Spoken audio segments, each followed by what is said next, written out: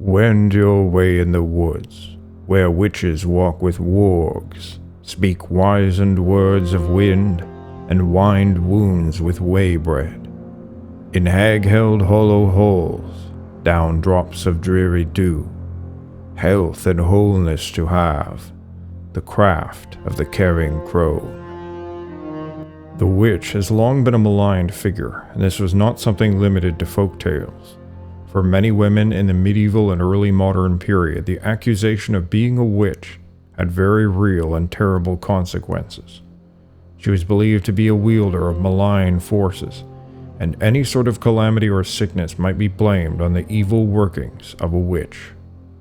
For the charge, some women paid the ultimate ghastly price. The belief in her arcane powers were so strong that whole communities would murder a woman if they believed she was a witch. Yet what gave rise to these irrational beliefs? Through medieval and ancient sources and linguistics, I will investigate the origins of the witch. Hi, I'm Kevin McLean. Don't forget to like, share, and subscribe, and consider supporting the channel on Patreon, PayPal, or through YouTube Super Stickers. A lot of research goes into these videos that take a long time to put together, so your support is very much appreciated.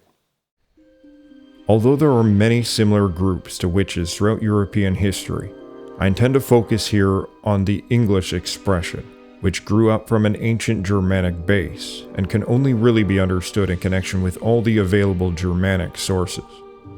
As is often the case, the etymology of a word or name provides us with a glimpse into its early conception. The word witch first appears in Old English as witcha, and may be a masculine form, with the feminine being witche, and may go back to a Proto-Germanic wiko, referring to a sorcerer, which is also the origin of the word wicked, which originally had the meaning of being enchanted, but came to have a negative connotation in the Christian period. However, many people believe that because the word witche is English-centered, it probably developed out of a related verb, witchien. It has cognates in other Germanic languages such as West Frisian, wika, to foretell, Dutch weekend, to divine, Low German weekend, to soothsay. Because there are numerous related verbs, but only English possesses it as a noun, the likelihood is that witch is a unique English construct from the verb, which refers to someone who performs divination. The basic concept of the witch, known by various names in Germanic tradition, were quite similar. The core concept always involves divination. There are closely related words in Old English, such as wigle, meaning divination, which is also used in combinations such as stjorwigle, meaning astrology. All of these words go back to a Proto-Indo-European root, weik, meaning to separate or choose. In Germanic tradition, it gave rise to several words, such as wiha, meaning a sacred space, from which comes Old Norse ve, one of the names of Odin's brothers, as well as wihas, meaning sacred. The etymology of witch is heavily intertwined with both divination and the sacred. Though not under a common name, the concept of the witch that is found in Anglo-Saxon traditions was one which descended from a type of priest or seer, who before the adoption of Christianity would have been a figure sought out for blessing, divination, and healing, all of which are very much intertwined in the ancient world. However, after Christianity, this class became demonized, along with the magic specifically associated with them. They had close parallels in Norse society, which we will look at shortly. The earliest reference in the English language to a witch by this name is found in the Laws of Alfred around 890, which reads, "Women who are accustomed to receiving enchanters and sorceresses and witches, do not let them live." What is commonly translated as sorceress here is a spirit leech or doctor, or it literally means skin doctor. In the laws of Alfred, Guthrum, and Edward the Elder, dated slightly later, it says, "If witches or diviners, purgers or morth workers, or foul, defiled, notorious adulteresses be found anywhere within the land, let them be driven from the country, and the people cleansed, or let them totally perish within the country, unless they desist, and the more deeply make blot." However, there is another word used interchangeably with witch in Old English, hagtesse, now contracted to simply hag. Unlike witch, it has cognates in many Germanic languages, such as German hexe, meaning a witch, which is also related to the English word hex, meaning a curse.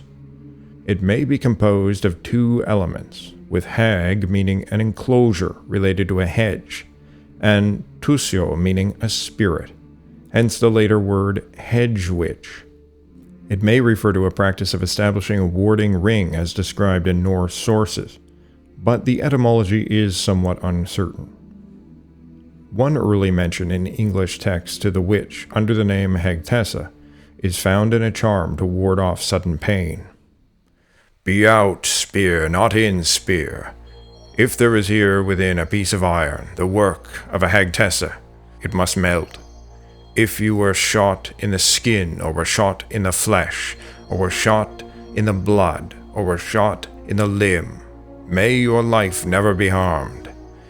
If it was the shot of an esse, or if it was the shot of an elfe, or if it was the shot of a hagtessan, now I want to help you."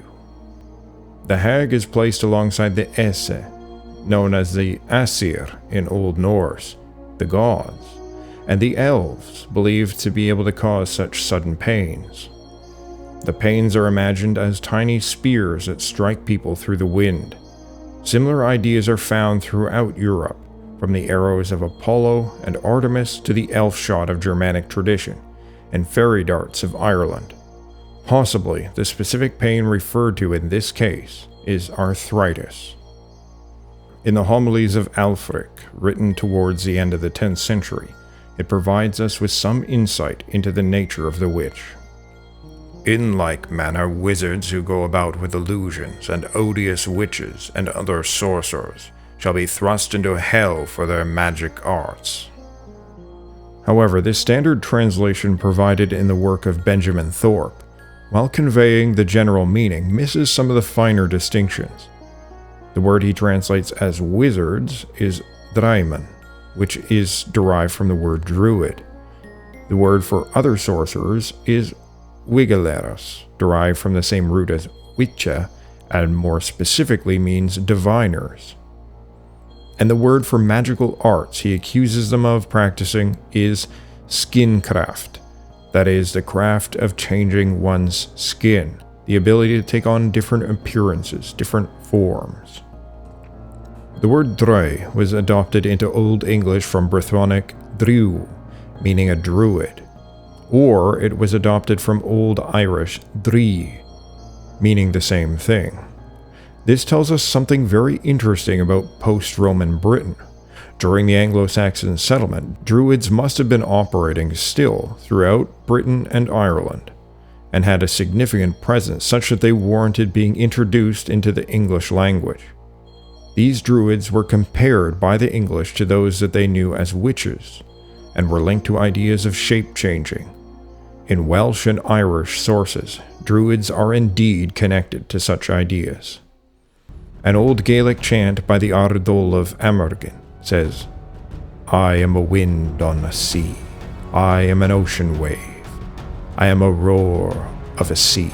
I am a bull of 7 fights. I am a hawk on a cliff. I am a dewdrop. I am a fairest flower. I am a boar for boldness. I am a salmon in a pool. I am a lake on a plain. I am a mountain in a man. I am a word of skill. I am a point of a weapon that poureth forth combat. I am a god who fashions fire for a head." These verses express the bard's connection to a form of universal consciousness, similar to certain forms of meditation still practiced by mystics today. There are also other forms contained in the Old Gaelic and Welsh literature that explain spiritual journeys into the otherworld, metamorphosis and rebirth, as well as divination. Aside from the carrying out of religious rituals, the Druids were practitioners of these types of spiritual arts, which are known in some other traditions from around the world, but which were very much rejected by early Christians as being associated with false gods and evil powers. The witch, it seems, was likewise involved in similar activities. Witchcraft and Druidcraft are typically found mentioned together, possibly they are being distinguished, or possibly one is simply referring to a native tradition while the other is referring to a Celtic one. In another location in the Homilies of Ælfric, it says, "A Christian should not consult foul witches concerning his prosperity." Now this tells us that by the writing of the homilies, that witches were still active, and that they were still being sought out to ask questions about courses of action that they should take in order to secure their prosperity. The connection with divination is further supported by Old English glossaries, which translate Latin words like augur, conjector, and pythonissa as witche and witcha.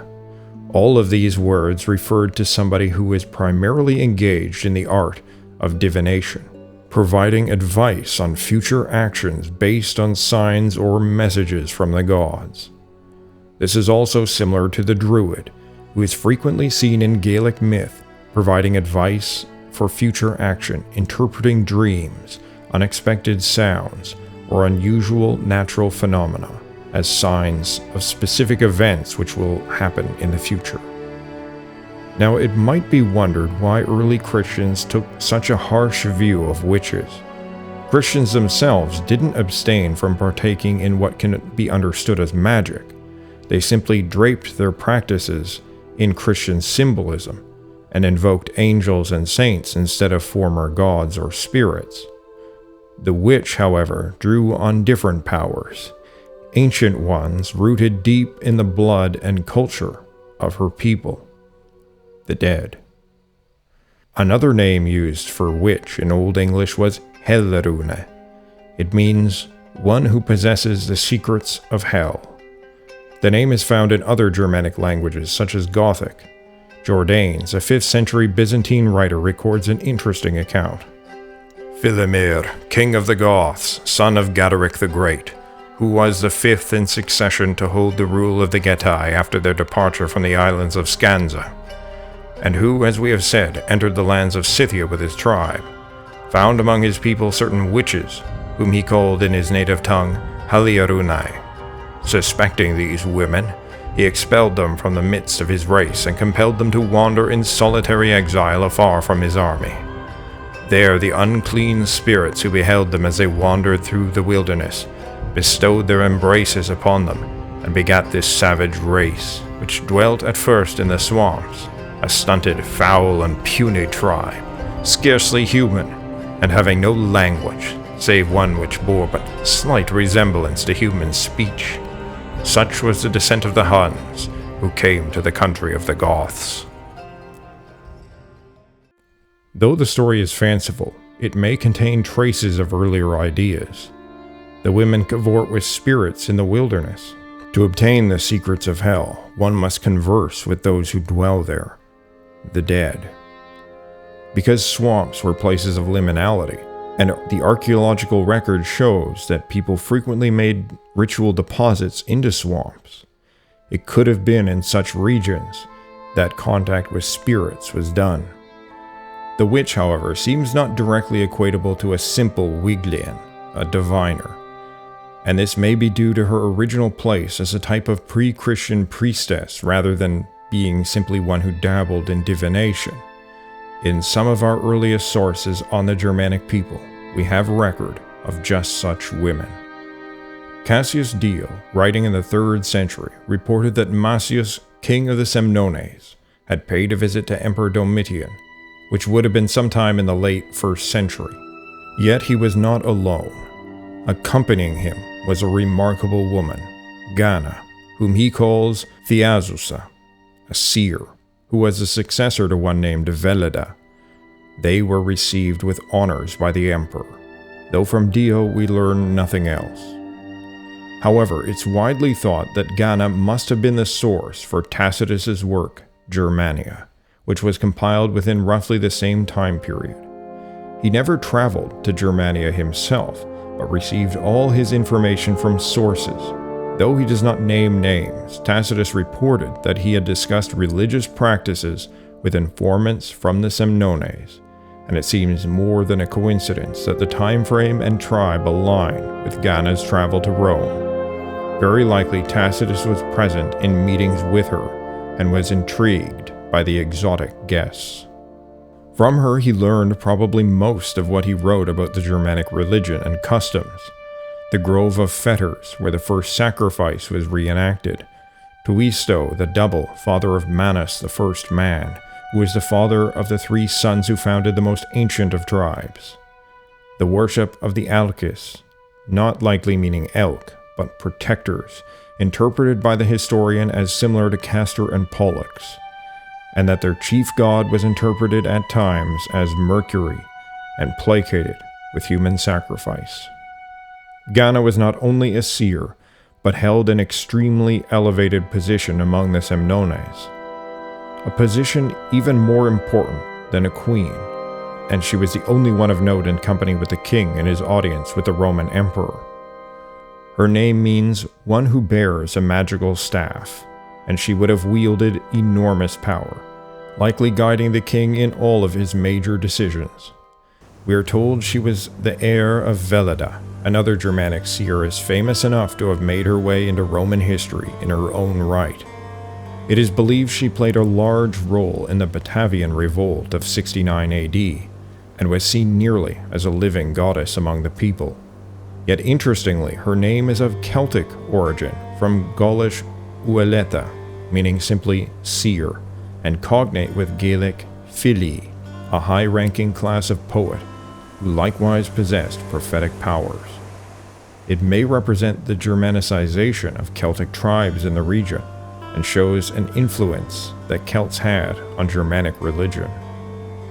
Archaeological excavations in Egypt, of all places, uncovered evidence for another Germanic seeress, named Waluburg, the first part of her name referring to a magical staff. An inscription names her as serving as seeress of the Semnones, near the first cataract of the Nile River. Likely she was stationed there along with troops who served in the Roman army as auxiliaries. The date suggests she may have been directly taught by Ghana. Tacitus goes on to describe such women. Indeed, people who are ordered to include girls of noble families among their hostages are thereby placed under a more effective restraint. They even believe there is something holy and an element of the prophetic in women. Hence, they neither scorn their advice or ignore their predictions. Under the deified Vespasian, we witnessed how Veleda was long regarded by many of them as a divine being, and in former times, too, they revered Albruna and a number of other women, not through servile flattery, nor as if they had to make goddesses out of them. So there can be no doubt that the witch was primarily a seer, but she was more than this. She was an extremely powerful and central figure in the society. Tacitus also mentions another woman called Albruna, whom he says was venerated by the people, a mortal woman seen as divine. Her name appears to mean elf secret, and as I discussed in my video on the elves, they are closely connected to the ancestral dead, but were likewise archaically believed to occasionally impregnate women and to father kings and heroes, and possibly this idea can be compared to what Jordanes talked about among the Goths. If that is the true etymology of her name, it likewise identifies her as a seeress who communes with spirits. Some speculate that she might have been the apparition that caused Drusus and his army to turn back from Germania during their invasion attempt. Cassius Dio reported.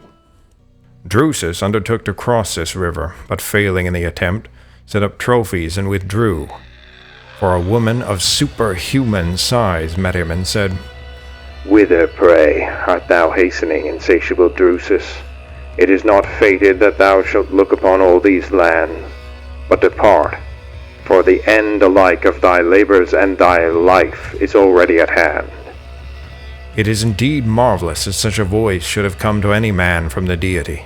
Yet I cannot discredit the tale, for Drusus immediately departed, and as he was returning in haste, died on the way of some disease before reaching the Rhine. Though the giant form may be an exaggeration, the woman is a link to making prophecy, and that prophecy comes true. The giant form may be related to their believed powers of shape-changing. While we are not given their native name by any of the Roman sources, yet these historical women were all linked to the power of divination, just as the witch, and it's very probable that they represent ancient witches and the important position that they played in ancient Germanic society. Important also is that both Ghana and Wallenburg have names formed from words for a magical staff. Archaeological evidence as well as later medieval sources attest to the importance of the staff or wand as an instrument of the witch. Several such staves made of iron have been recovered in burials believed to be of witches. Also found were various herbs with hallucinogenic as well as healing properties. Now this directly links us to the witch in Old Norse, called the vulva. The name is believed to be derived from the magical staff that they used, the volr, meaning staff in Old Norse. They too were primarily connected to divination, and the name is identical in meaning to a woman recorded in Lombard legends, Gambara, meaning staff-bearer, who communes with the goddess Freya or Frigg, asking her to help save them in an upcoming battle. The goddess instructs the Lombard women to wear their hair as if it were beards, making them look like men.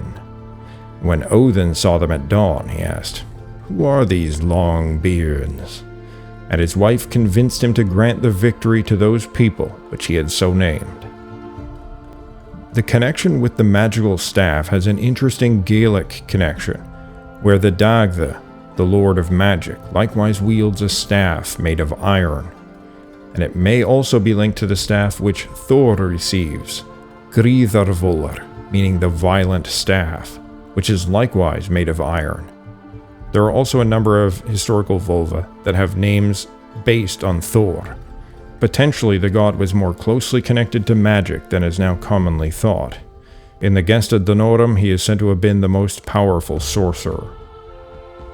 Now, though there are many accounts of vulva throughout Norse mythology and sagas, the account of Thorisbjörg from the saga of Eric the Red is probably the most detailed and provides us with a vivid description of what such a seeress looked like. When she arrived one evening, along with the man who had been sent to fetch her, she was wearing a black mantle with a strap, which was adorned with precious stones right down to the hem. About her neck, she wore a string of glass beads, and on her head a hood of black lambskin, with a white cat skin. She bore a staff with a knob at the top, adorned with brass set with stones on top. About her waist she had a linked charm belt, with a large purse. In it she kept charms which she needed for her predictions. She wore calf-skin boots with fur, with long, sturdy laces and large pewter knobs on the ends. On her hands she wore gloves of catskin, white and lined with fur. When she entered, everyone was supposed to offer her respectful greetings, and she responded by according to how the person appealed to her. Now, interesting in the description is that she is wearing several garments that are specifically made of cat skin, and this, of course, brings to mind the association of witches and cats which is made in folklore. Probably, there is an ancient cultic aspect to this. The account also tells us very straightforwardly what these women did. It was a custom of Thorbjörg in the wintertime to make a circuit, and people invited her to their houses, especially those who had any curiosity about the season, or desired to know their fate. Inasmuch as Thorkel was chief franklin thereabouts, he considered that it concerned him to know when the scarcity which overhung the settlement should cease. He invited therefore the seeress to his house, and prepared for her a hearty welcome, as was the custom whenever a reception was accorded to a woman of this kind. A high seat was prepared for her, and a cushion laid thereon, in which were poultry feathers. The purpose of the special seat, specifically filled with feathers, is that it will allow the consciousness of the vulva to fly up. Accompanied by a group of young women who sing a ritual song, the vulva enters into a trance, and her spirit floats away. She crosses worlds and is able to speak to the spirits and the gods. When she returns from her trance, still halfway between worlds, she utters her prophecies. When Thorkel asks her what she thinks after she's perused his farm, she replied that she would not answer before spending the night. And though we are not told, it's possible that by night she communed with local spirits. The next day she requests women to assist her in the ritual, which are knowledgeable and skilled in weird song. That means fate song. Fate and divination are obviously interconnected. For to be able to see the future is to look forward to what fate has destined. Gudrith, a Christian, comes forward admitting that her grandmother had taught her the art of the weird song, but that as a Christian she didn't want to participate. Thorkel pressures her to go along, and she relented. It then describes: the women formed a ring round about, and Thorbjorg ascended the scaffold and the seat prepared for her enchantments. Then sang Gudrith the weird song, in so beautiful and excellent a manner, that to no one there did it seem that he had ever before heard the song in voice so beautiful as now.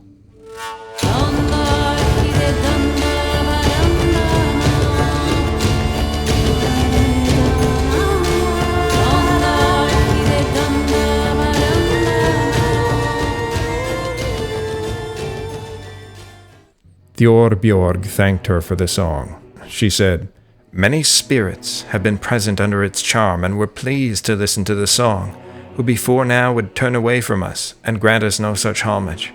And now are many things clear to me which before were hidden both from me and others, and I am able to say that the dearth will last no longer, the season improving as spring advances. The epidemic of fever which has long oppressed us will disappear quicker than we could have hoped, and thee, Gudrith, will I recompense straightway for that aid of thine which has stood us in good stead.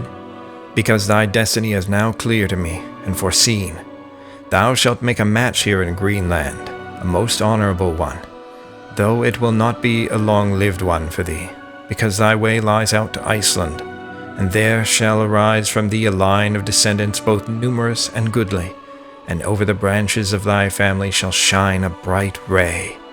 And so fare thee now well and happily, my daughter. the witch, or vulva, was a wise woman who could commune with spirits and from them discover the fate which was to come, just as the vulva whom Odin communes with in the Voluspa. There was no debauched scenes, as later Christian imagination invented. If there had been, given the nature of Old Norse sagas, you can well expect that they would have detailed them. Rather, the vulva is a very honored and sagely woman of the community, respected and respectful, even towards a Christian girl who reluctantly played her part. As the saga informs us, all which Thorbjorg said came to pass. Yet despite the honorable and majestic origins of the witch and her critical role in pre-Christian Germanic society, as not only a seer and a healer, but a community leader, a true symbol of sacred power, she was a representative of the pagan world and beliefs, and became the target of hatred among Christians, who projected all sorts of evil upon her which had no historical basis. The homilies of Alfric remind us that her arts were viewed as deadly sins, even if it takes a more lenient position on punishment than was often enacted. The deadly sins are murder, church breach, and that a man has another's wife, and false witness, stealing, rapine, covetousness, vainglory, pride, envy, and constant drunkenness, idolatry, drycraft, witchcraft. These sins and others like them will not be purged in the penal fire, but those that end their lives in such vice will be committed to the eternal fire. Unfortunately for too many, it was the penal fire that they were committed to. But this terrible history of the witch hunts I will address in a future video. I hope you liked this video, and if you did, please like, share, and subscribe, and consider supporting the channel in whatever way is convenient for you. Thank you all for watching, and as always, stand tall.